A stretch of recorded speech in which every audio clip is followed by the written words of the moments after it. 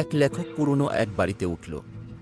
বাড়িটা ছিল অদ্ভুত নির্জন, আর প্রতিটা কর্নারে যেন একটা চাপা রহস্য লুকিয়েছিল। ঘরে একটা পুরনো ডায়েরি পাওয়া গেল, ধুলো জমে যাওয়া কালো মলাটে মোড়া। লেখক কৌতূহলবশত সেটি খুলে পড়া শুরু করল।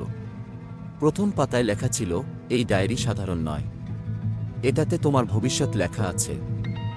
ডায়েরির পৃষ্ঠাগুলোতে তার জীবনের প্রতিটি ছোট বড় ঘটনা লেখা ছিল, এমনকি কিছু ঘটনাও যা কেবল সে নিজেই জানে। শেষ পৃষ্ঠায় লেখা ছিল, তুমি যদি এই ডায়েরি পড়া বন্ধ না করো, তাহলে পরের পাতায় তোমার মৃত্যুর তারিখ লেখা থাকবে। ভয়ে লেখক ডায়েরি বন্ধ করে দিল।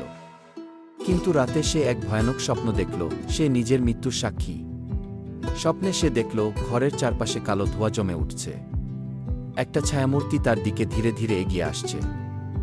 মূর্তিটি ফিসফিস করে বলল, ডায়েরি পুরো পড়ো, নয়তো তোমার মৃত্যু আরও কাছাকাছি আসবে।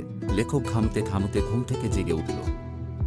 পরদিন সকালে লেখক ডায়েরিটা নিয়ে বাইরে গিয়ে পুড়িয়ে ফেলার চেষ্টা করল, কিন্তু অদ্ভুতভাবে ডায়েরিটা কোনোভাবেই পোড়ানো গেল না। লেখক বুঝল, ডায়েরি থেকে মুক্তি পাওয়া এত সহজ হবে না।